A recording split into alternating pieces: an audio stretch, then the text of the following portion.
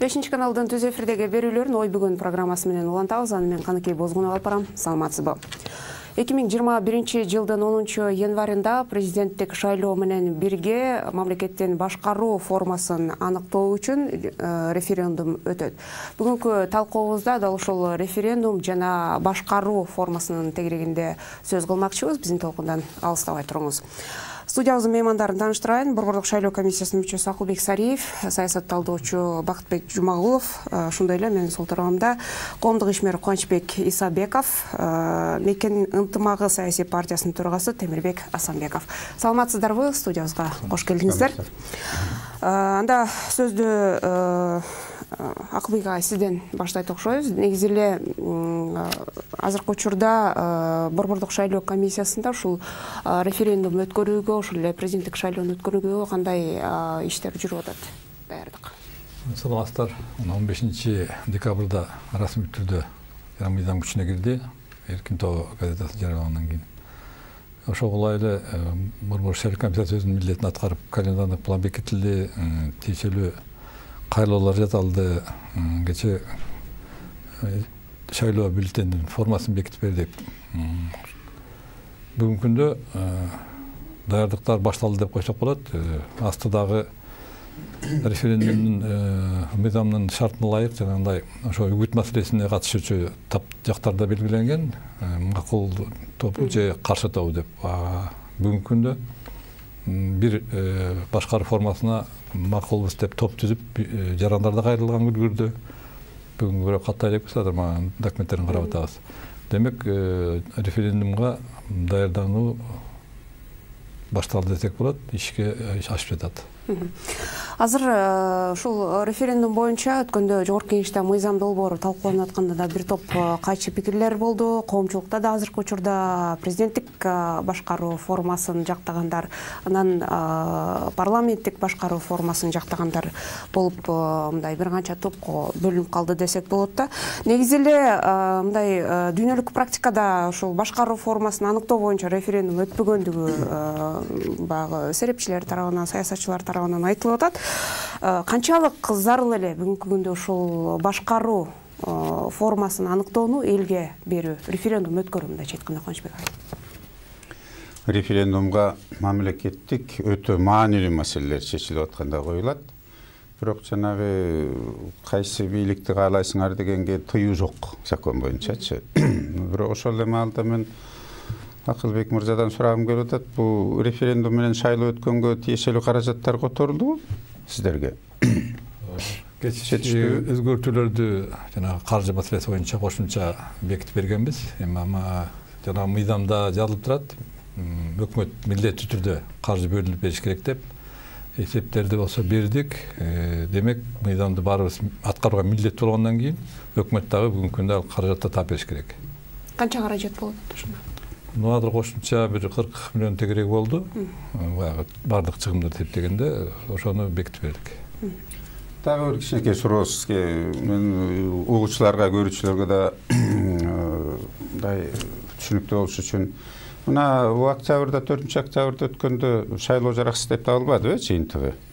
Анан ошол жердеги партиялардын жана 80 миллион акчасы бар эмес беле? Күрөө маселеси. Ошол күрөө акчалары кандай болду? Же ошол акчаларды азыр ушу президенттик шайлоо менен референдумга багытталып атабы? Же кайрып бердиңиздерби? Мен жерден жеке оюмду айтайын. Биринчиден, шайлоонун жыйынтыгы жокко чыга элек. Шайлоо участканын жыйынтыктары жок. Жыйынтыгы бизде мыйзамда эки түшүнүк бар. Жыйынтык анан натыйжа деген. Шайлоо качан бүтөт? Натыйжа чыкканда бүтөт. Тилекке каршы баарыңар окуп көргүлө, бүгүнкү күндө шайлоонун натыйжасы чыга элек. Орчо жолдо калдык. Юридикалык парадоксу мындай болуп атат да, Каныкей айым.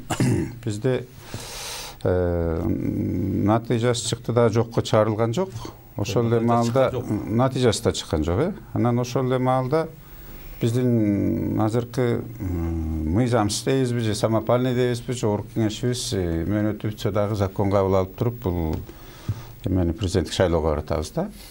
БШК закон боюнча туура чечим кабыл алган, экинчи шайлоо жогорку кеңештики өткөрүлсүн декабрда депчи. Бул закон боюнча баратканбыз. Эми анан азыр бузулганда мен бекеринен суроо берген жерим жок. Себеби 2021 жылдын бюджети мыйзам менен бекилген. 19 быйылчы мына 19 жыл 20-ныкы, анан 21-дики азыр мына жаңы бекитиште. Ошондо каралдыбы бул сумма же жокпу? Кайсы булагынан бул шайлоого баратабыз ушул каражаттар боюнчачы? Мен сураганым толук кандуу, демек бул эмеге бара элекпиз. Каражат жагынан БШКга бөлүнө элек. Бул бир чет. Экинчиден, жанагы шайлоодо колдонулуп аткан аппараттар. Баягы сертификациясы дагы сертификат 18-жылы мөөнөтү бүткөн. Азыр кайсыл жерде кандай абалда сакталып турат бул аппараттар, считывающий аппараттар?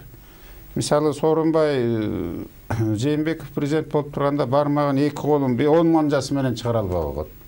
Азыр андагы бир тиешелүү шартта сакталыш керек болчу. Суук дегенде кычырап турат. Ошол алайда, же нарында, же көлдө кандай абалда сакталып атат? Ошол иштейби азыр же жокпу? Бул дагы бир чоң маселе болуп атат. Себеби алардын гарантиялык срогу да бүтүп калган. Анан жерде мен окугам, мен запрос кылып туруп атай мамлекеттик комитеттен жообун алгам. Сертификациясы 18 жылы бүткөн депчи. А тиги завод изготовитель айтып атат, 3 жыл мөөнөтү дагы бүткөн. Азыр биз ошол аппараттар менен шайлоого баратабыз. Сиз азыр шайлоо жөнүндө референдумда өткөн атпайбы? Ошол маалда. Мисалы, референдум ошол шайлоо менен бир чети экономика жагын алганда бул жакшы 2 жолу референдум өтпөйчү. Бирок бул референдум менен бүтпөйт да. Азыр президентти шайласа, биз эски конституциянын нугу менен шайлап атабыз. А кийин кайра ушул мисалы президенттик же парламенттик деп атпайбызбы? Эки эле вопрос болот, үчүнчүсү каршы дегенчи.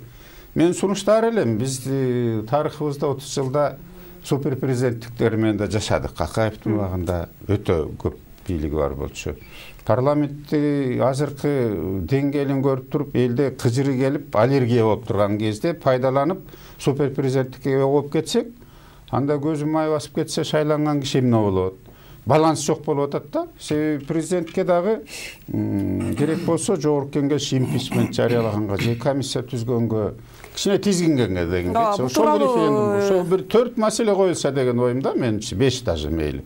Биринчиси макул парламенттикти каалайсыңбы же каалабайсыңбы, же президенттиктиби, же болбосо парламентте президенттик, же президентский парламентский мейли деле да.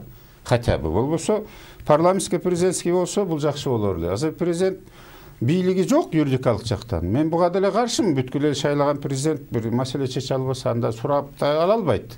Бирок президенттер ГКНБ менен прокуратуранын колдонуп эле любойуна иш козгоп эле коркутуп үркүтүп болбогон беренелер тагып келип камап келбедиби? Зарылчылык бар беле ошол референдумду өткөрүүгө бүгүнкү күндө? Менин оюмча парламенттик шайлоо өтүш керек болчу. Андан толук кандуу ошол мыйзамдуу парламент менен конституцияга өзгөртүү толуктоо киргизип эле иштеп. Демек мыйзамсыз багы азыркы күндө мына бул жогорку кеңеш кабыл алган мыйзамдар бул легитимсиз болуп калды. Себеби мөөнөтү бүткөн жогорку кеңеш иштеп атат. Түшүнүктүү. Темирбек мырза, сиздин пикириңизди уксак деги эле канчалык маанилүү бүгүнкү күндө ошол референдумду өткөрүү? Азыр айтып кетпеди. Биз ар кандай эрежеде жашап келдик. Ошо супер президенттикте да, парламенттикте да. Анан бул тарыхты карасак, көпчүлүк өлкөлөрдө бул кырдаал басылып өтүлгөн. Ар бир жарандын коомдун аң сезими, илимий, маданий деңгээлдер өсмөйүнчө кандай гана мыйзам болосун, мыйзам бузулар болот. Президенттикте да, парламенттикте. Азыркы күнү эгер чын эле мыйзам талаасы менен кеткенде, азыркы айтып аткандай бир кадамдар өзүнүн эрежеси менен жүрүш керек болчу. Бирок саясий кырдаалга жараша азыркы күнү тез арада референдум өткөзүп, бүгүнкү саясий ишмерлер өзүнүн бир легитимдүү жолун табыш айласы кетип атат.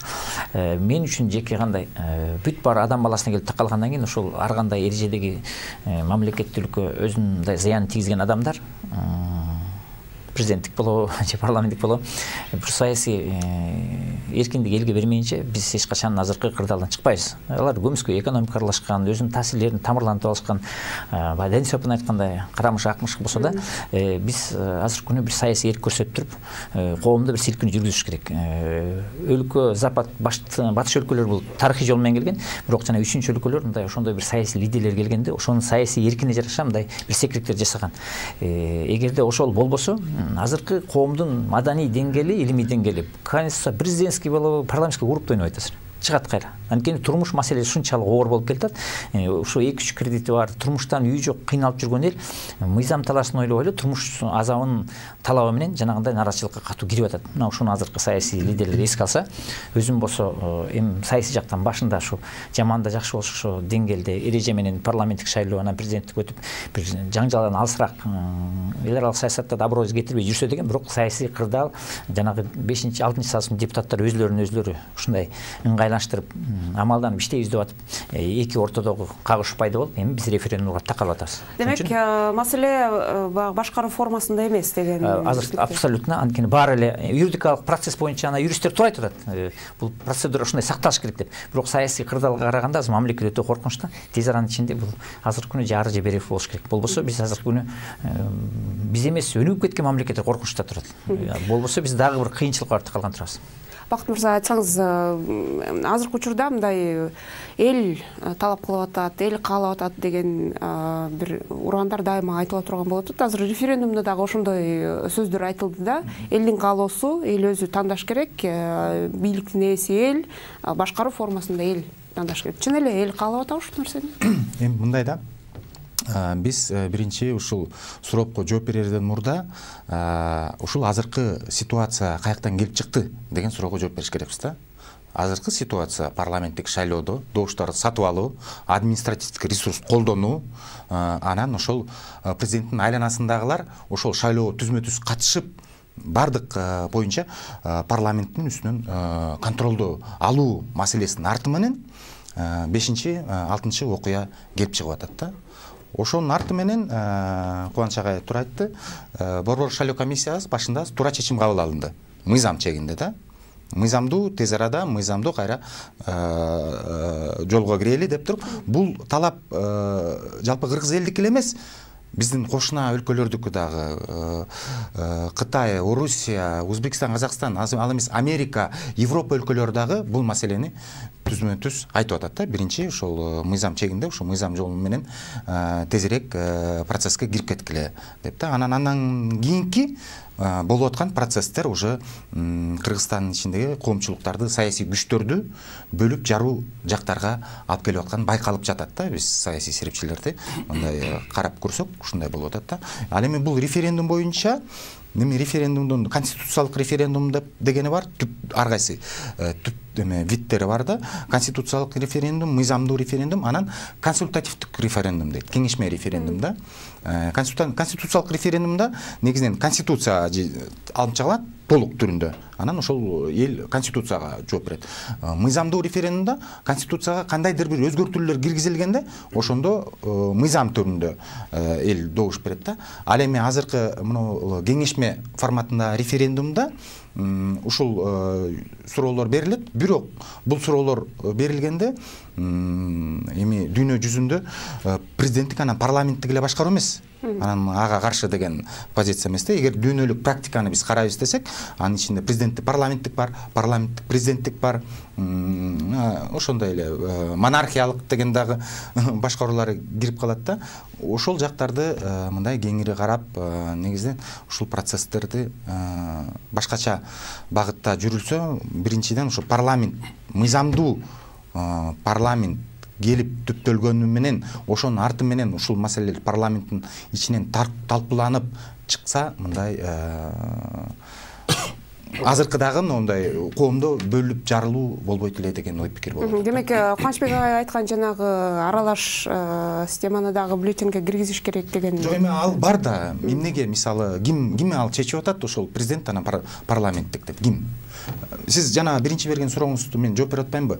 Ал жерде эл жанагы парламенттик же президенттик башкаруу деген площадка жаш балдар чыккан жок болчу. алар шайлоонун маселесине нааразы болуп чыгып атат да. Ал жерде. Ошол элдин талабын ишке андан ары аткарыш үчүн шайлоо ачык айкын 7% боюнча нааразычылыктар айтылган, анан күрөө боюнча 5 миллиондук күрөөнү түшүрсүн. 7%-ты 2-3-кө түшүрсүн деген. Мен ошо 5-6 күндөрү ошол жаш балдардын арасында жүрдүм, алардын көйгөйлөрүн, ойлорун угуп аттым. Конституция боюнча парламенттиккеби же президентский деген сөздөр, лозунгтар жок болчу. Бирок ошонун баары келип, ошо башкаруу системасынан улам келип атат, башкаруу формасынан улам келип атат деген. Эми биз кичинекей калыппыз. Мына Темир агайдагы жүргөн ошо. Ким күнөөлүү деген суроо турулат. Мен ачык эле айтам. Жанагы 5-октябрда чыккан тополоң 6-чакырылыштын депутаттарын кесебетин чыккан. Бүт ошо эреженин баарын ошол эле депутаттар кадимкидей жана ар кайсы партияларга бөлүнүп алып акча тараткандар ошолор болчу. Азыркы кырдаалда 6-чакырылыш түптөдү. Бул тарыхта баардыгы персонал жооп берет. Анан баягы күнөөкөр кишини тапмайынча президентский деп эми башта да тышат. Азыркы кырдаалды түптөп коюшуп, өзлөрү жанагы биринчи президенттик шайлоого жол ачып берип койду. Эми мыйзам эрежеси бузулуп атып чыгаткан фракциянын жетекчилерин чын айтсаң эртең чоң эле бир тарыхый жазага таш керек. Парламенттик башкарууна керек жок. Парламенттик башкаруу керек болчу, бирок парламент башкарууну бузган ошо 6-чакырыштын депутаттары болчу. 5-6-чакырыштын депутаттары. Ошол эле ошол парламент системаны киргизген фракциянын жетекчилери акчалап атканды көрүшкөн, тизмет түзүп атканды көрүшкөн, биометрика мыйзамдары менен чектеп атканды көрүшкөн. Ошол эле өмүрөт черкеш барын көргөн. Анткени мына Акылбек агай калп айтпайт. Относительно таза шайлоо болгондо ата мекен өзү өтпөй кала жаздаган. Ошон үчүн булар жана амалды ыкмага өтүшкөн. Эгер мыйзам чегинде болгондо, ошондо таза шайлоо болмок. Анан өзлөрү Европада өлкөлөрүндө чыныгы жана парламенттик өнүккөн өлкөлөрдүн эрежесин киргизе албай коюшуп, парламенттик система дегенде элдин астында аброюн өзлөрү кетиришти. Мындай болуп атат да, парламенттик деп коюпчу. Иштеген жок. Де юра парламентский өлкө болбол. Биз парламенттик, мындайча айтканда, биз парламенттик өлкөдө жашай элекпиз. Парламенттик өлкө боло элек. Мыйзам жагында биз парламенттик республикабыз. Де факто. Бирок де факто мындай да, мына сиз айтып атасыз, ГКМК менен прокуратураны айтып атасыз. УКМК менен прокуратураны. УКМК менен прокуратураны билим берүү министрине берип койсоңуз, президентти карабай калат эч ким. Эгер жанагы сельхоз хозяйствонун министрине берип койсоңуз, УКМК менен теги прокуратураны, эң негизги чоң маселе ушул эки орган болуп атат. Бардык маселелер келип чыгып атканы ушул. Президенттик башкарууда түзмө-түз УКМКны дагы, прокуратураны дагы бул президенттин кадрлары дайындалып атат. Анан кайсы кыл эгемендүү парламентаризм жөнүндө биз айтабыз. 120-нын бир 10-20сы тың болсо, парламенттик бийликти окутуп коет болчу, президентти баш кылып турупчу. Анан аркасы булгангандар келип, деңгээли төмөндөр келип алып анан корккондо болуп атат да, ошол эле УКМК менен Ген прокуратураданчы. Ошол эле электен Шопур менен Атамбаевдин элигинен өткөндөр кийин Чымкентке айланып калды. Ошол Акылбек агай, анда ошол 120 депутат жөнүндө сөз болуп атпайбы? 6-чакырылыштагы парламент ушул парламентаризмдин баягы атын булгады деп айтып атабыз да, ошол депутаттар кайдан келди? Эмне себептен ошондой парламент түзүлүп калды анда бизде? Демек маселе башка жакта, шайлоо системасында же бүгүн чын айтканда референдум боюнча деп чакырдыңыздар эле, бирок эми болбой эле саясатчы экенбиз. Буруп эле баягы шайлоого кирип кетишти. Менен бул жерден өзүм оюмду билдирип кетейин, бирок мен тилекке каршы баягыда эркин сүйлөй албайм. Эми башка мүчөсү болгондон кийин этиканы сакташым керек. Мен азыркы оюм өзүмдүн жеке оюм, башканын тиешеси жок. Мен жанагы маселе боюнча айтайын деп атам. Бул жерден турган эки киши айтып кетти. Кайра коюлган жана парламенттик шайлоо туура коюлган, мыйзамдуу коюлган деп. Мен бул көз карашка макул эмес элем. Сеттин чечими бар. Ал шайланганы туура эмес, мыйзамсыз экени жөнүндө жокко чыккан. Мыйзамсыз шайланган, коюлган себеби эмнеде? Себеби биринчи процесс аягына чыкпайын, экинчи кайра шайлоо коюуга болбойт. Муну баарыбыз так түшүнүшүбүз керек. Телекөрүүчүлөр ушуну тагыраак айтып кетели. Бир нерсени кайра кылыш үчүн биринчини бүтүрүш керек. Эгер биринчини аягына чыкпаса, кайра койдук деп айтканга болбойт өзү. Анда жаңгыдап айтыш керек. Анан ошондо коюлганда баарыбыз көрдүк, бир 40тан ашык партия расмий жарыялай элек деле болчу. Эми расмий жарыялагандан бул шайлоо коюлду деп эсептелмек эмес. Азыр текшерип көргүлө. Бирок болбой эле 40 партия барды. Бирок ошо 40 партия бир 10-15 күндөн эсине келмек. Себеби ошол кезде жанагы октябрда көчөгө чыгып талап кылган босогосу түшө элек болчу. Күрөө маселеси азаймаган жок болчу. Формекси калган.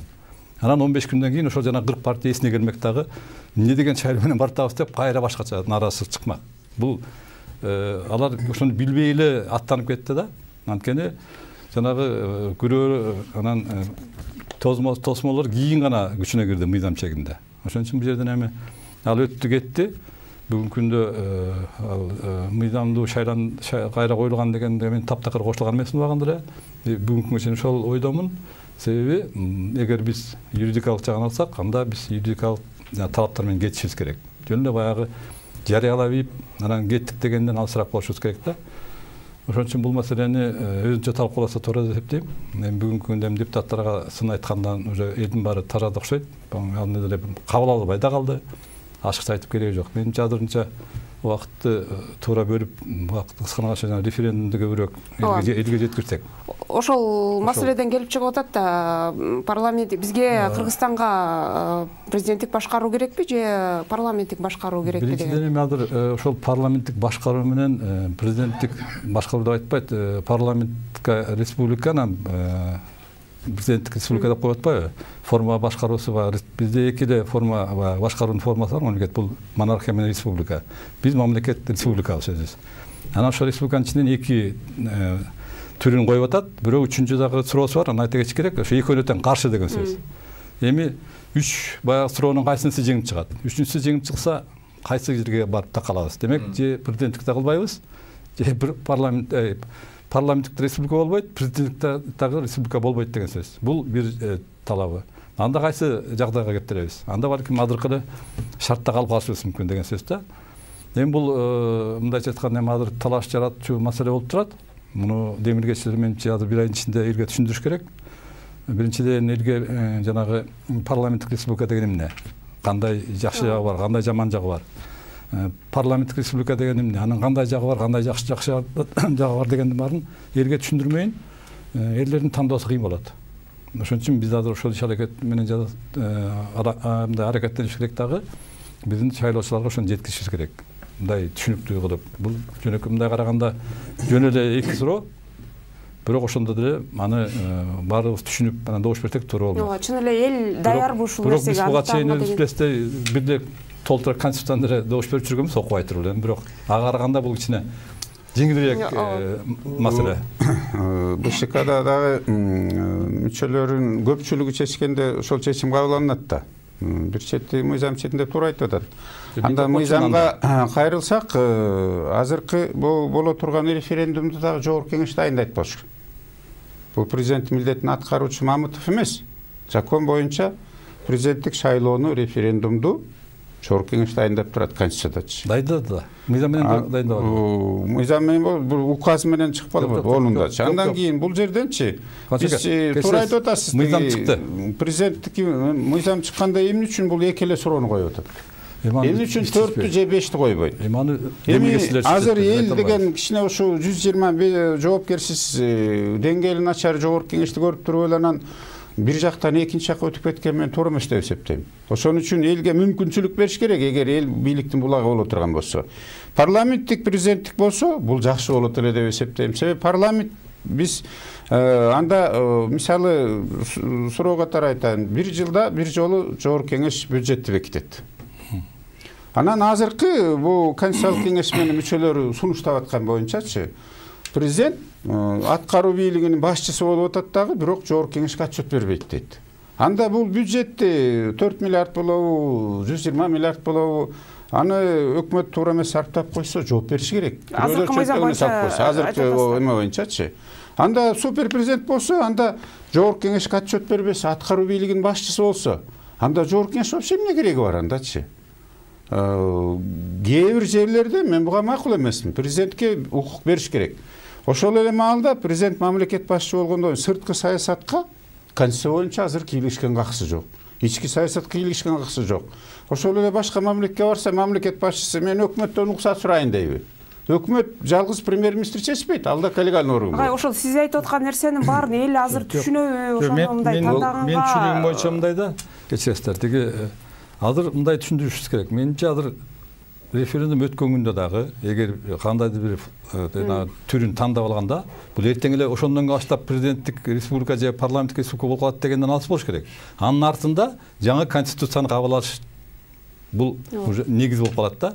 Ага чейин жанагы референдум жыйынтыгы менен эртеси күнү баштап баягы парламенттик республикада же парламенттик республикада жашабайбыз биз. Аны биз азыркы туурараак жеткизишибиз керек. Бул жөн эле баягы элдин оюн сурайлы деген ойлор болгон окшойт да. Эми жыйынтыгын эми мен айтып кетейин, эми логика менен кабыл алабыз да. Эгер президенттик республика же парламенттик республика өтпөй калса, демек парламенттик президенттик же болбосо президенттик парламенттик республика болуш керек деген логикага жыйынтык. Өтсөчү мисалы бирөө.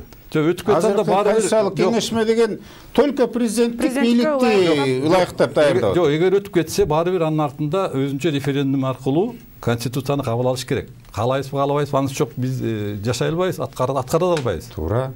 Ошон үчүн ал өзүнчө референдум болот ага. Каалайбызбы, каалабайбызбы, референдум жолу менен шайлап келип туруп жогорку кеңеш өзгөрүү толуктоогуна киргизсе деле болот болчу да. Жок, биринчиден конституцияны байкасаңыз, жогорку кеңеш конституциянын бардык разделине өзгөрткөнгө укугу жок. Жок. Баары бир эки раздел калып калат. Эки раздел чийки болгондон кийин ал конституцияда канча өзгөртүү кирбеңиз, баары бир чийки бойдон кала берет. Макулсуз. Туура. Бирок эми ошончо шарт койгондо референдумду сиз ойлоп көрүңүзчү. Мисалы, сиз мына БШК мүчөсү, алдыңызда үчөө турат. Орч.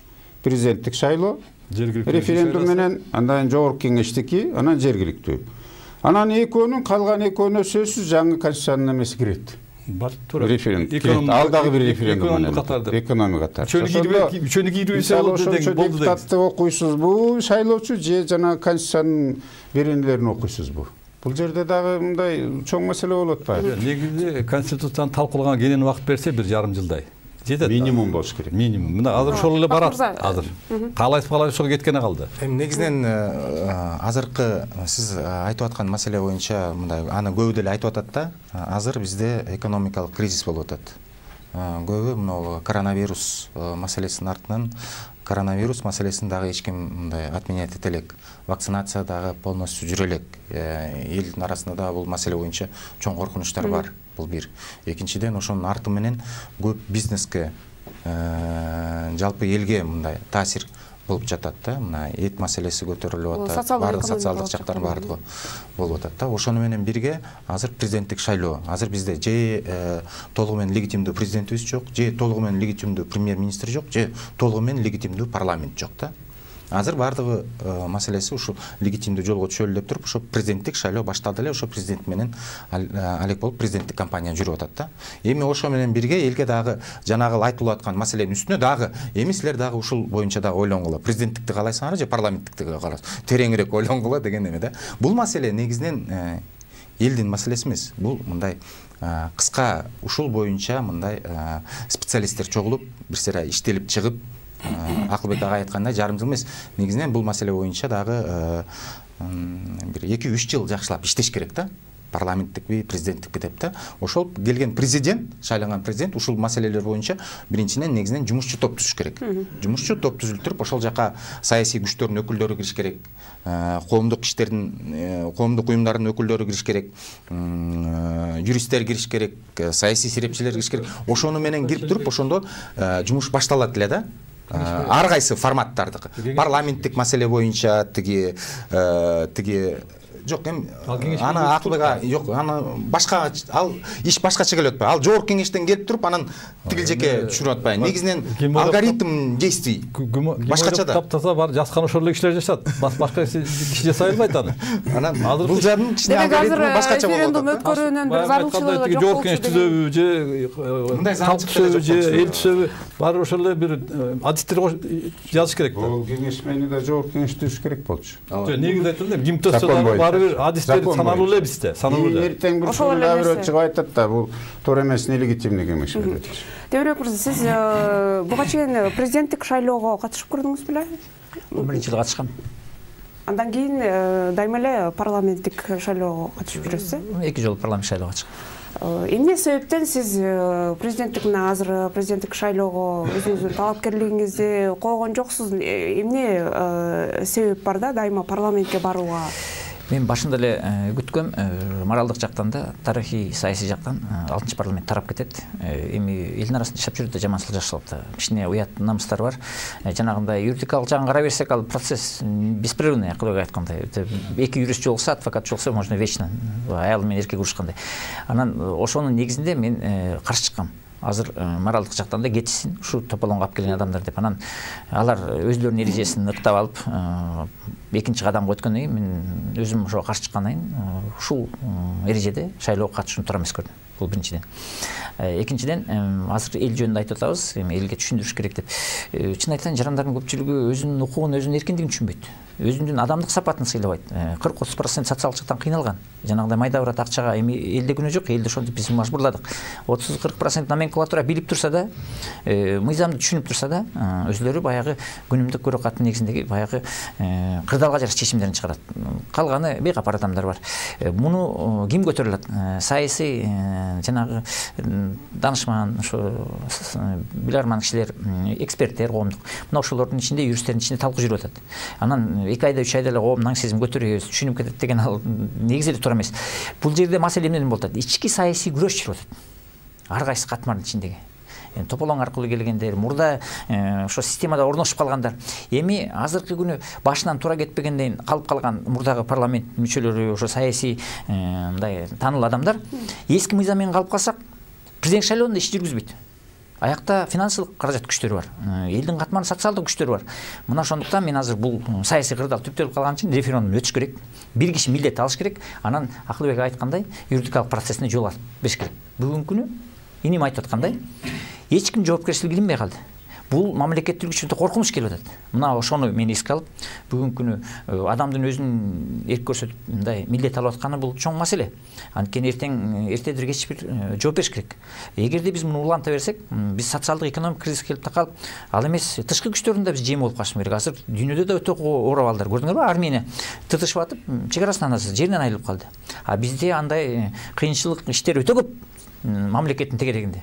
Финансылык жактан да. Ошон үчүн мен терең ойлонуп, биринчиден өзүм башынан ушундай эрежеге туура эмес кетип аткан багытка каршы болгон үчүн моралдык жактан да катышууну туура эмес көрдүм. Экинчиден, азыркы күнү кандайдыр бир саясий күчтөр сөзсүз түрдө милдет алыш керек. Ошонун негизинде формалдуу түрдө болсо да мейли, ошолордун милдет алып аткан багытына референдум деген сөз кабыл алса, анан иним айтып аткандай, жакшы терең изилдөө менен ошо эксперттердин жолу менен мамлекеттин тең салмактуулугу сактала турган жакшы бир мыйзамды иштеп чыгыш керек. Мына ошондо гана биз бир туңгуюктан чыккан турабыз да. Бир киши жоопкерчилик алыш үчүн демек президенттик башкарууга барыш. Мына бүгүнкү күнү ачык эле айталы, Садыр Кожоевич интервьюсун карасаң, ачык көп нерсени милдет алып атат. Бул бир четинен мактасак болот, бир четинен мисалы үчүн бунун баарына тең жооп бериш керек. Азыр интернет бар кабыл алып калат. Парламенттик республика жеңип калсын деп атам да. Анан азыркы күнү маалымат алганга жараша өзү деле ачык айтпады. Мен эки эле пунктуна киришкем. Мыйзам боюнча көп нерселер каралып атат деп азыр сөздүн мааниси да өзгөрө баштады. Анткени ал деле өзүнө жаманчылык кылып айтты. Уже ойлоно баштады. Деп юристтердин, мисалы үчүн академия МВДга иштеген жакшы юридикалык доктор науктар киргизе баштады. Анткени эртең буга баары тарыхчан да жооп бериш керек. Саясий жактан да, экономикалык жактан да. А элдин памятин билесиңер, бат эле 6 айда 7 айда өзгөрөт. Ошон үчүн азыркы күнү биз ушундай кырдаалга, саясий кырдаалдын айынан ушул чечимге барууга саргасыбыз. Азыр эми баягы дүйнөлүк практиканы мисал кылгандар бар да, мисалы супер президенттик башкарууда жашап деле өнүгүп аткан парламенттик башкаруу системасында жашагандар деле. Биздин маселе эмнеде анда? Жана мына Темирбек мырза айтып атпайбы, социалдык экономикалык абалыбызды, менталитетибизди, макул башка жашоо шартыбызды эске алганда бизге кандай башкаруу керек? Биз 30 жылдык тарых эле кайрылалык, эгемендүү болгонубузгачы. Анан президенттикти да көрдүк, парламенттикти да көрдүк. Акыркы 10 жылы парламенттик бийлик менен деп аталган менен биз парламенттик бийликте жашаган жокпуз. Президент эле башкарып атты да. Анан бирок президентти мисалы жоопко тарта турган закон да жок. Азыркы күндөчү ал юридикалык жагынан, конституция жагынан дагы ошол бир бөлүмү президенттик бийлик деп жазылып турган менен ал жерде жоопкерчилиги каралган эмес, милдети да каралган эмес. Менин оюм, президентке бериш керек укуктучу. Жана сырткы саясат болобу, ички саясатты. Азыр мына проектиси боюнча аткаруу бийлигинин жетекчиси президент болсун дейт. Бир чети жакшы. баягы структуралар азаят, бир эле аппарат болот, жоопкерчиликти мойнуна алат. Ошого жараша сурап ала турган орган да болуш керек. Баланс силчи. Ал жогорку кеңеш эле сурай алат. Аткаруу бийлиги алдында турса сурай албайт. Бүгүн сот бийлиги мисалы баягы күнү сиздерде чогулуш өтүп атканда бул жерден Конституциялык кеңеш менен эки мүчөсү. Бир мүчөсү айтып атат, мен доктор наукмун дейт. Жогорку соттун төрайымын биз чакырып алдык дейт. Кеңешме деген мындай эле кеңешме жөнөкөй эле. Жогорку соттун төрайымы бул бир бийликтин төрайымын чакырып алып атат бир мүчөсүчү. Ал кандай ким ал кишилерчи? Андай кеңешмен мүчөлөрүнөн мындай арылсак жакшы болмок да. Андан сырткары мисалы БШКда көз карандысыз. Кээ бирлери барып обыск алатпадыбы милицияларчы, барып деген иш козгоп тиги кылып допрос кылыпчы. Азыр тем более бул шайлоо күнү аныкталгандан кийин БШКнын мүчөлөрү да кол тийбестиги бар. Ал биз мыйзам менен барбасак эртең дабыр көтөрүлүш чыгышы мүмкүн. Анан президентке укукту бериш керек. И ошол эле маалда анын да жоопкерчилигин карап коюш керек. Ошо өтө турган референдум боюнча делечи. Анан референдумга менин оюмча 5 суроо коюлушу керек. Эл билиши керек. Мисалы парламенттик президенттик болсо, баары бир президенттик парламенттен өйдөрөөк туруп калат. Ал элдин аң сезиминде да президент мамлекет башчы, анан жана укук коргоо органдары түздөн түз баш ийип калат. Анан кааласа каалабаса дагы кээ бир сын калса дагы аны чукуп укуп коркутмай бар эмес бизде. Ошондон алыс боло турган, адилет боло турган президент шайлашыбыз керек. Эртеңки күнү кайра көңтөрүшкө келбейчи. Президент деген азыркы боло турган киши жоопкерчилигин сезиш керек. Оңой маалда келген жери жок. Акаев андан мурункулардыкы жеңилирээк маалда келген, чем орнунда шайлана турган президентке карагандачы. Анан бул парламент деген эгер тыңыраактары келсе, мындай билген законду түшүнгөн, ошол жакшы жакка алып бара турган, ошол эле өкмөттөн сурап ала турган керек болсочу, ошондой парламент болсо жакшы закондорду алып келген. Акылбек мырза айтып атпайбы, жана референдумду бул жогорку кеңеш дайындады деп. Бул жогорку кеңеш дайындаса 28 октябрга чейин мен макул болот элем. Конституцияда жазылып турса 5 жылдык мөөнөт деп, бүткөн мөөнөттөн кийин законго алып аткан бул. Ошон үчүн мен уйнуме да кошулам. Сөзсүз түрдө азыр деген референдум өтүш керек. Өтөт. Кааласаң, каалабасаң дагы. Ошону жакшы өткөрүп алышыбыз керек мыйзам чегинде. Себеби эртең кайра 4-5 октябрь келбеш керек да, апрель 7 келбеш керек да. Ошого барбашыбыз керек. Себебин кошуп кетейинби? Себебин конкретно суроо бериңиз да. Эрдогандын, Путиндин, көзүнчө финансы эксперттердин эл аралык деңгээлде айткандарын угуп атасыңар. Мамлекеттүүлүктүн тажрыйбасынын жоктугунан Кыргызстан ушундай оор абалга келип такалып калды деп. Бул өтө чоң сигнал. Анан көпчүлүк айтып атат, азыр деле ким президент болуп келбесе да, ал өзү түшүнүш керек. Бул эл аралык бир субъектпиз. Бүт дүйнөдө жанагы берилип аткан туура эмес сигнал, эгер биз мыйзам талаасынан кете берсек, биз менен эч ким карым катнаш түзбөйт. Мисалы үчүн өзүнүн мамилесин түздүбөгөн, эрежесин түздүбөгөн адам менен дос да боло албайсың. Бул кандайчы экономика таасир этет? Эгерде биз мыйзамдуулук сакталбаса, ким президент, ким парламентте отурат, мисалы үчүн эл аралык деңгээлдеги компанияларны карабайт. Биринчи жолу келип атканда эксперттер саясий стабилдүүлүктү карайт, андан кийин мыйзамдуулукту карайт, анан жана финансылык шарттарын карайт. Эгер ушул 3 фактор туура болбосо, бир да инвестор келбейт, бир да мамлекет биз менен мындай келишим түзүп, мындай эл аралык деңгээлде иш кылбайт. Анын баары жөнөкөй карапайым элдин жарандарынын түшүгү болот. Мына ошону деген эл башчы болуп аткан адам түшүнбөсө, жанагы айтып аткан убадалардын баары иш жүзүндө жыйынтык чыкпайт. Мына ошону биз ошо шайланып аткан депутаттарга, президенттерге, ошол коомчулукка анык илимий жактан жеткизиш керек. Муну деген мисалы үчүн башка мамлекеттердин президенттери өтөгөн төргөлүп жатып алса болот, бирок элдин түйшүгү, элдин муктаждыгы аларды ошондой мыйзамдуулук, эл аралык деңгээлде кирген эрежеге, шартка баш ийүүгө мажбурлайт. А биз болсо өзүмдү өзүм билем деп эле эң баштык менен баягы эркин сөздү эң баштык менен аралаштыра алганбыз. А бирок жакшы жашоону, чет эл көчүн жашоосун каалап атат. Ушунун баарын азыр биз ачык талкууга салып эле, эми президенттер деле келгенде эле өзүнө мындай жаманчылык каалабайт да, биз ошонун азабын ошо президенттерибиз чекти. Эми ушуну тарыхтан бир жыйынтык чыгарып, катуу биз талкууга салышыбыз керек. Ошол президенттик макул президенттик башкарууга тандап алсын деп коелу да элчи.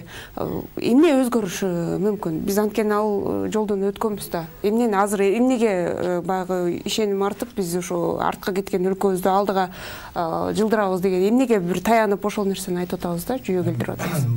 Бул жерде ошо Кыргызстандын акыбалында президенттик же парламент деген маселеси, мисалы президенттик башкарууну биз көрүп келатабыз. Мына Акаев канча 7 жолу референдум кылды беле? Ар бир 7 жолу ар бир референдумда ошол өзүнүн президенттик бийлигин күчөтүп баштап аткан да.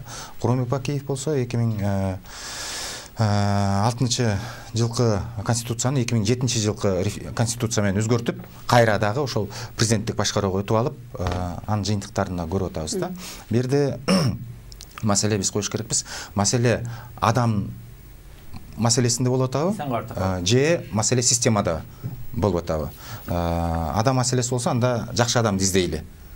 Ошол өзгөртүп, мындай тарыхта факторлор болгон. Бул парламенттик башкаруу деле Ли Куан Ю деген Сингапурдун башкаруусу парламенттик системада бийликке келип, жакшы бир көрүнүштөрдү алып кеткен да. Ошол эле замат Түштүк Кореяда дагы президенттик башкаруу.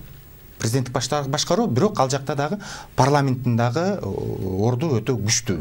Ошондой эле Америка системасында алсак, ал жакта дагы президенттик башкаруу, бирок ал жакта парламент дагы и сот дагы эгемендүү ишти алып бара алат. Керек болсо парламент президентти алып кое турган механизмдер, инструменттер бар. Ошол менен толугу менен колдонуп туруп, ошол институт менен президент даже Дональд Трамп эчтеке кыла албай кармалып туруп берип атты да. Ошол эле замат карай кетсек, Германия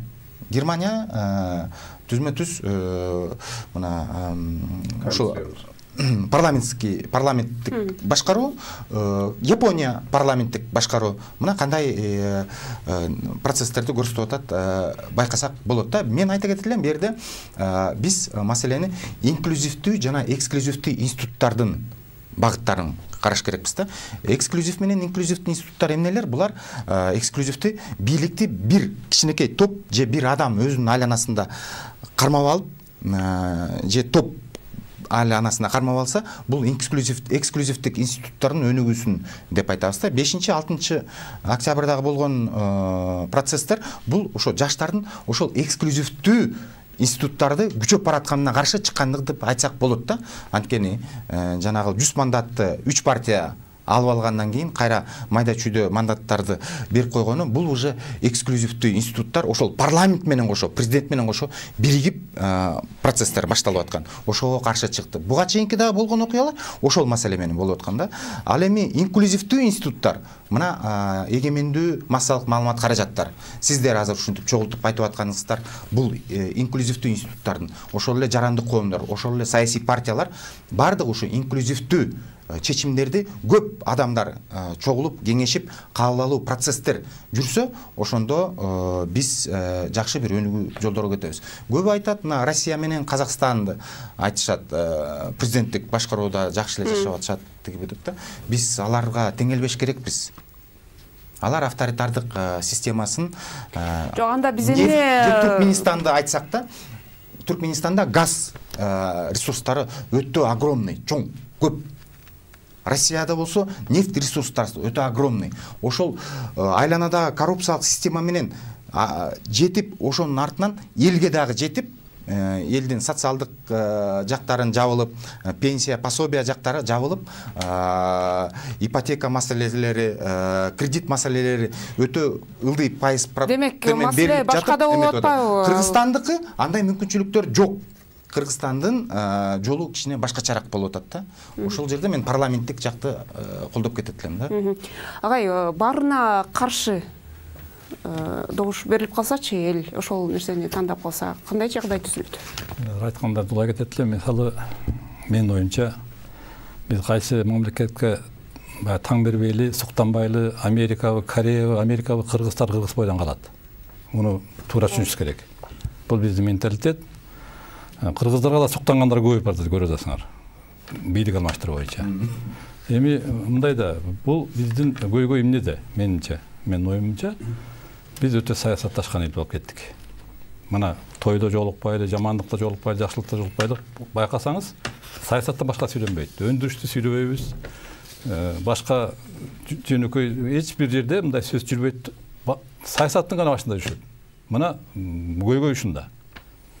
Ал эми азыркы жанагы референдум туура коюлду, туура коюлган жокпу, баары аткарууга милдеттүүбүз, баштап атабыз. Мунун жыйынтыгын эми онун ичинде да көрөбүз. Мен бул жактан кандай жакшы жагын көрүп турам. Биринчиден, ким кандай жакшы таза инсан келбесин президенттик такка, же болбосо кандай көп элдин колдоосу менен келбесин, баары бир биздин саясатташкан элдин арасында бир топ чыгат. Бул өзүнө ылайыктап, моундай башкаруу кийирип алды деп. ошондо айтып атканда байкасаңар, бир артында 10 киши болсо деле, 100 киши болсо деле, 1000 киши болсо деле чыкканда элдин атынан сүйлөп чыгышат да. Эл деген эмес 6 миллион эл бар. Анан муну укугу барбы жокпу, анан эл айтып атат, эл кылып атат деп эле баштайбыз сөз. Баштаганда эле. Ал кезде чындап келсек бир эле киши, анын артында 2 да киши жок. Бирок элдин атынан сүйлөй берет да, буга көнүп алганбыз. Эгер азыр биздин жалпы шайлоочуларыбыз референдумда мындай түшүнүк менен мына азыр убакыт бар, бир милдетибиз түшүндүрүп иштерин жүргөнгө туура тандоого алып, жок дегенде бир башкаруу формасын тандап берсе, эртеңки күнү эч кимдин дооматы болбойт да. Бул ушул жакынан менимче бир маселе чечилет. Өзүбүз тандаганбыз. Эми эл деп айтса болот да. Эл тандады, эми түшүнүп тандадыбы, туура түшүнбөй тандадыбы, бирок бир форманы тандады деп коелучу. Эртеңки күнү эч кимге доо айта албайт. Кайсы гана топ келбесин, кайсы президент келбесин, кайсы жогорку кеңеш шайланбасын, бул элдин чечими болуп калат. Бул жагынан менимче кийин түшүнөт элдер. Балким ушул жагынан жакшы болуп кетиши мүмкүн. Эми сиздин сурооңузга карата. Жана мен башында айтып кетпедимби? Эгер президенттик республика тандалбай өтпөй калса, парламенттик республика өтпөй калса, жанагы баарына каршы деген вариант өтүп кетет. Бул деген тигил да болбойт, бул да болбойт, аралашмада азыр биз аралашмада жашап атабыз эми мындай карагандачы. Бирок анын жана президентский парламентскийби же парламентский президентский дегенде суроо жаралып кетет, жазылып турганы башкача, аткарышы башкача болот. Бул гана ошол жерден гана чыгып кетет. Демек, эми бу жерден үчүнчү вариант жок болгондон кийин баягы ордуңарда каласыңар деген сөз дагы ушунун тегерегинде даярдалышы мүмкүн. Башка жерден вариант да болушу мүмкүн эмес. Өткөндө дагы бир кызык маселе болду да, жана конституциялык кеңешменин ишин токтоттуралы, анткени эл биринчи башкаруу формасын аныктасын, анан ошого жараша конституцияны жазалы деген сунуштар болду. Анан ошондо конституциялык кеңешменин мүчөлөрү айтып атат да, биз азыр президенттикке ылайыктап жазып атабыз. Эгерде эл парламенттик башкарууну тандап ала турган болсо, анда биз азыркы жашообузда эле жашай беребиз, анда ушул эле конституцияны жашай беребиз. Биз катабыз, биз азыр конституциялык кеңешмени кандайдыр бир институтка кабыл атабыз да. Бул жөнөкөй эле мындай топ. Муну мааниде бербеш керек. Ой, адистер иштей берсин. Алар канчалык көп иштесе андан зыян болбойт. Мен ушундай чыгымы эле кызматкерлер булар. Жок, ошо айтпайм. Булар адистер эми, алар анан сиз да түшсөңүз болот. О жерде тургандар каражат кетпесе, эми мейли адистер иштесин да. Андан мен жаман жагын көрбөйм. Анан токтото туралы деп булар өзлөрүн же болсо башкалардын да жогору көтөрүүгө кажети жок мүмкүн да. Алар кээ бирлери жөн уже чечип атпайбы? Жок, алар эми өзүнчө бир институтты чакырып алдык деп аткандан Жок, анда суроону мындай коелучу. Биз ошондой кылып атабыз да маселени. Эгерде эл парламенттик башкарууну тандап ала турган болсо, анда мындан аркы жагдай кандай болот? Элге мүмкүнчүлүк берелик десек, 5 суроо коюш керек болчу. Кааласа президенттикти, кааласа парламенттикти, же болбосо парламенттик президенттиктиби же президенттик парламенттикиби деп жүрүп. 5-анын баарына каршы дегенчи. Ошондо туура болмок.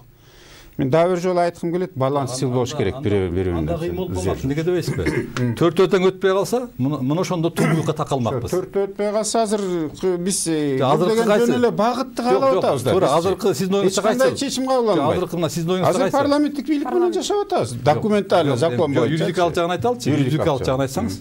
Юридикалык жагынан парламенттик бийлик бизде. Жок, андай жок. Азыр аралашма мындай. Мен түшүнүгүм боюнча конституцияда аралашма. Жөнөкөйлөштүрүп кетейинби? Мындан үчүн биз баягы саясат таануучу катары айтып атпайбызбы? Эми тегеректеги айылына чөйрөдөгү элдин ой пикирин билбеген саясатчы, ал уже саясатчы адашкан деп коет да. Азыр эл эмнени каалап? Элге жөнөкөй тилмеш керек. Конституция бул каркас. Адамдын укугу, талабы, кандайдыр мүмкүнчүлүктөрү, анан бийликтин жоопкерчилиги. Ошол коюлган талаптын негизинде кантип аткарылат деген. Азыркы күнү жөнөкөй элдин көп көпчүлүк катмары мындай маңызын терең түшүнө бербейт. Бир гана ким келбесин, уже чарчады, парламенттиктен да жыйынтык чыккан жок, президенттиктен да жыйынтык чыккан жок, бирок кичинекей калктын ичиндеги ошо саясий ишмерлерин баарын билип калышты. Ата тегине чейин, жүзүнө чейин ушунчалык нааразылык күчтүү. 4 талап ачык коюлуп атат. Саясий иллюстрация, таза шайлоо өткүзүү, соттук адилеттүүлүк, таза кадр саясаттерин, анан мамлекеттик жана коомдук кызыкчылыктын корголуусу деп. Эгерде парламенттикте, президенттикте ошол маселе аткарылбай калса, ушул азыркы чыгып аткан жыйынтык өтө чоң жаңжал менен бүтөт. Уже президенттикти алып аткан киши да ошону ким гана азыр саясий милдет алса да эсин жакшылап түйүп алыш керек. бул жетинен бир коркунуч бар. Ошонун негизинде катуу тирешип кетсе биз үчүнчү мамлекеттер болуп коопсуздукка олуксоолук болуп кетиши мүмкүн. Ошону азыркы саясий ишмерлер аябай терең, парламентке барганда, президентке барганда тымызын отуруп туруп кеңешпесе, биз чындап келгенде мына Сирияны баарын көрүп атасыңар. Өтө коркунуч мамлекет болуп турасыз. Мына ушуну биз сүйлөшүп, анан элге болсо жанагындай коюп аткан элдин талабын ким гана ушу милдет алса ачык айкын билиш керек. Ошонун негизинде биз бир эрежеге түшөбүз. Бакыт мырза кошумчалайсыз.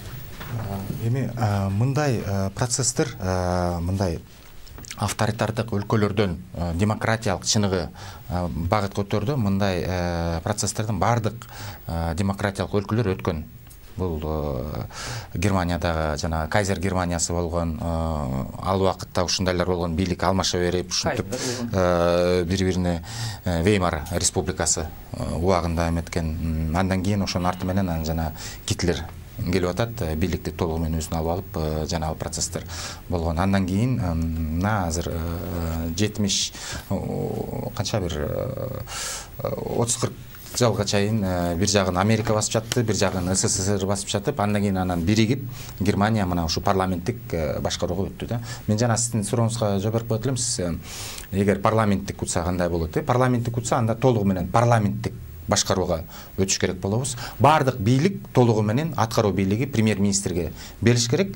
Премьер-министрди парламент контролдош керек. Ал эми президент болсо мындай церемониальный функции деп коет. Ал кол коюу жактары эмеси. Ошону менен прокуратура жоюлуш керек. Прокуратура жок болуп туруп, анын тергөө жагы тергөө комитетине берилиш керек. Ал эми өкмөттөн жанагы соттон эмесин күнөө коюу жактары болсо Адилет юстициясына берилип, ГКНБ улуттук коопсуздук комитетинде дагы саясий иш аракеттери алынып, ал жанагы разведка, контрразведка, терроризм, экстремизм гана маселеси менен иштелип калыш керек да. Ошону менен толугу премьер-министрге бардык бийлик берилип, бирок ошол бардык бийлик берилгенден кийин анда премьер-министр монстр болуп кетип атат да. Ошол премьер-министрге баланс болуп бере турган татыктуу парламент болуш керек. Эгер парламенттик бийликти айтсак. Мисалы бизге жакшы конституция керек, абадай эле керек. Антпесек чет элде дагы дегенде эл аралык келишим түзөсүңбү же ошол эле көпчүлүк эл аралык уюмдар Кыргызстан мүчөсү да, улуттар, Бириккен Улуттар уюмундан баштапчы. Кыргызстандын да көп милдеттери бар. Көп келишимдер ратификациядан өтүп мыйзам чегинде бекигендер бар. Ал мыйзам чегинде бекилген эл аралык келишимдер биздин ички мыйзамдан да жогорураак турат. Биз кыйынбыз, биз өзүбүз эле чечебиз деген менен аларды эске алышыбыз керек. Бизде милдеттемебиз бар, ошол адам укугу боюнча, ошол сырткы карыз тыгуулар боюнча дагычы. Биз аны тааныбайбыз деп космоско учуп кете албайбыз да бизчи. Биз конституцияны, жакшы конституцияны кабыл алсак, мейли кайсы бийлигине болсак дагычы, кыргыз эли, мейли президенттикке же парламентке, жана менин сунушум азыр жанагы эки суроону киргизиш керек болчу дагычы. Толук кандуу жарандарга мүмкүнчүлүк бериш үчүн парламенттик президенттик же президенттик парламенттик деген сөздүчү. Андан эч ким кичирейип калбайт. Бүгүнкү күндө жогорку кеңеш өзүнүн милдетин бул жагдан аткарган жок. Экөөнү эле болуп турат да, экөөнү бирөө депчи. А элдин азыр нааразычылык парламентке күчөп турганда, бул чимкирик парламент дегендечи. Сөз тияк болуп кеткен атат. Бирок эртеңки күнү кандай болот? Бул багыт берилип атат. Бул референдумдачы эки багыт эле берилип атат. Төртөө берилсе, эл тандайт болчу. А бул багыттан чечилгенди жанагы кеңешме шак даярдап атат ужечи. Биз ошону чечебиз деп элечи. Ал экинчисин даярдаган жери жок. Ат араба келатат, аттан мурун араба кетип калып атпайбы азыркы күндөчү. Анан ал кеңешме деген дагы ал элдикин толуктап, чогултуп, бир иретке келтирип туруп, анан элге кайрылып чыгыш керек. Анан эл талкуулаш керек. Мен Акылбек мырзанын айтканына кошулам. Мисалычы, сөзсүз түрдө жок дегенде жарым жыл эл талкуулаш керек. Аны деген алып келип иреттеп, чогултуп, андан кийин бир жогорку кеңеш ага чейин шайланышы керек. Келип андан кийин комитеттен өтүш керек. Алар дагы бекитиш керек да. 3 окуудан өтөт деп турат бүгүнкү күндө. Ар бир окуудан 2 айдан кем эмес мөөнөт деп жазылып турат да. А бул жерден өкмөт келе калды дагы октябрдан кийин 1 айда алмаштырам деп андай болбойт да. Биз ал бул колжоолукка эмнеге эле шашып атабыз ушул референдум өткөрүүгө? Биз баягы кесипкөй катар тандап атабыз. Анан 2010-да билесиң, Алмаз Шаршеновдер убактылуу өкмөт болуп, Текебаев болуп, ушундай эле ажиотаж менен фаворит болуп келип эле ушу парламенттик система түптөлгөн агай жакшы билет. Анан өзүлөрү түптөп койгон парламентти өзүлөрү чимкирик деп атады. Эми бул моралдык жактан да адамдын күлкүсүн келтирет да. Азыр деле референдум өтөт, кабыл алат, президент шайланат. чет өлкө уже биздин ички конъюнктураны уже кабыл алышты. Уже чарчады Кыргызстандан. Анткени орталык платформанын саясий тирешүүсү бул башка мамлекеттер залакасы тийип атат.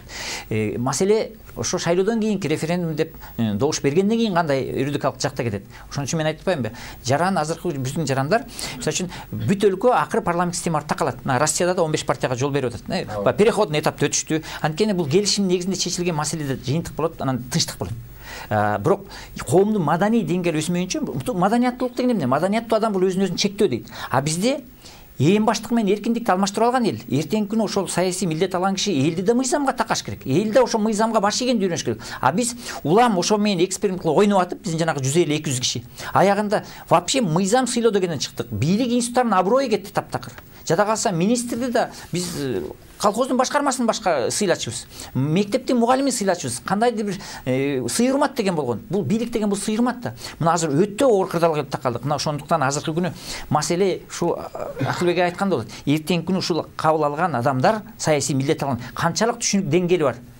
Же баягы эле көнгөн адача эски катаны кетиребизби? Ошону менен баягы от менен ойногон баладай болуп мамлекеттүүлүккө биз зыян келтиребизби? Ошол маселе болуп атат. А так мен билип атам бүт өлкө Европа мамлекеттеринде жашап келип, ар бир жаран шайлоого барыш керек экен. Өзүнүн мыйзам чегинде укугун колдонушка билет. А биздики ошо шайлоого барбайм дейт. Ошол эле кыйкырып аткан эл жанагы майда барат күнүмдүк оокаттын негизинде иш чыгат. Ошон үчүн баарыбыз биз ошол жана өнүккөн мамлекеттер Ли Куан өзү Лондондо окуган өтө күчтүү, бул өзү ушундай аскет, ушундай диктатор киши болгон. Бирок бул диктаторлук максатын ошо парламент системада иштеп, өзү 2 комнат квартира жашап, өзүнүн өзгөрүүсүнөн баштаган. А бизде ошого саясий эрк, саясий жетекчиликке жетеби? Жетпейби? Ошондо болот маселе. Кыскачараак биздин вактыбыз боюнча, конституция боюнча Улуу Британиясында конституция жок. Айта кетели. Америка Кошмо Штаттарында конституцияда мына 100 жылдан ашык убакытта 3-4 эле өзгөртүүлөр киргизген. Маселе эмне болуп атат? Бизде конституция Акаевтан башталган нерсе, референдум боюнча. Референдумга калп эле элдин оюна таянам деп туруп, өзүнүн бийлигин бекитүү багыттарды колдонуп алганда, референдум аркылуу конституцияга өзгөртүү киргизет. А конституцияга негизги принциптерди эле киргизип коюш керек. Укук, адамдын укуктары боюнча, эгемендүүлүк боюнча дагы башка принциптерди эле киргизип койсо, калган маселелер полномочиясы, парламенттин полномочиясы, бийликтин бардыгын полномочиясын мыйзам түрүндө, мыйзам чегинде эле кабыл алсак болмок да. Бирок ошону менен эгер президент ошону менен өзүнүн бийлигин күчөтө баштаса, мыйзам чегинде, анда эл сразу айтат: бул референдум маселеси болсо, мына элдин ою ушул болуп атат деген таянуу. Бул технология болуп колдонуп келе жатат. Тош айтып коюнчу, убакыт өтүп кетти окшойт, талаштар түшөт. Эми бүгүн атай чакырганыңыздарда мен азыр чакырып кетет элем. Мынакей жалпы шайлоочуларды ушул жерде турган биздин активный саясий көз караш бар агаларыбыз, сиңдерибизде мынакей мыйзам боюнча эми сунуш бериш кеч болуп калды. Мыйзам күчүнө кирди, аткарууга биз милдеттүүбүз. Жанагы ар бир өзүнүн тандаган жолун биз парламенттик республика ошолго катары топ түзүп, эртерээк кайрылып БШКга, анан ошого үндөп, үгүт маселесин жүргүзүп, эгер өздөрүнүн оюн ошол жерден тастыктаганга аракет кылыш керек. Жалпы кыргыз элине кайрылат элем ошол. Эгер ушундай ойлор болсо, жанагындай үгүт топтор деп коет, макул же каршы деп, ар 3-төн бирөөнү тандап алса болот дагы, ошонун тегерегинде жанагындай топ түзүп, анан үгүт маселесин алып барып, ошону өткөртпөй койгуга же өткөртүүгө иш аракет кылганга болот. Мен ошого чакырып кетет элем, мыйзам чегинде расмий түрдө кайрылып, ага 10дон кем эмес киши биздин шайлоочу чогулуш керек. Анан расмий түрдө БШКга бериш керек. Каттоо тууралуу алар каттап бергенден кийин фондун түзүп, анан иш аракет алып барып, жанагы үгүт маселесин расмий түрдө мыйзам чегинде аткарса болот. Мен ошого үндөп кетет элем. Себеби азыр убакыт тар, жаңы жылдын майрамдары турат, акта бир жума майрамдап кетебиз, кыргыздар билесиздер. Канчалык наразы болгонубуз менен мына бизде биздин тойканалардан көп нерсе жок, машинадан көп нерсе жок. Ошон үчүн биз тойго келгенде бул саясатты таштайбыз, жашоону таштайбыз, турмуш тиричиликти таштап коебуз. Ошон үчүн мен чакырып кетет элем, мынакей баарын үндөп, ошондо активдүү катышып, жанагындай топтор түшүндүрүү иштери менен аракет анда элдерге ошо парламенттик республиканын президенттик республиканын түрлөрүн түшүндүрөт, анын айырмачылыгын, жакшы жагын, жаман жагын. Анан ошондой мындай цивилизациялык жол менен барсак, мисалы, балким элдер ошого көнөт. Түшүнүктүү. Убактыбыз бүтүп калды. Тилекке каршы рахмат, урматтуу. Бизге бул референдум өтөт, шайлоо өтөт. Бүгүнкү күндө мен баардыгыбызды жоопкерчиликке чакырат элем. Барбай койбой баарыбыз катышалык, мыйзам чегинде шайлоону өткөрөлүк дагы, мамлекет башчысын шайлайлык, андан кийин жакшынакай бирибиз менен мамлекеттин келечегин бирдей түптөйт. Рахмат сиздерге убактыңыздарды бөлүп талкууга катышып бергендигиңиздер үчүн. Урматтуу телекөрүүчүлөр, ушу менен Ой бүгүн программасын жыйынтыктайлы. Кечиңиз көңүлдүү улансын.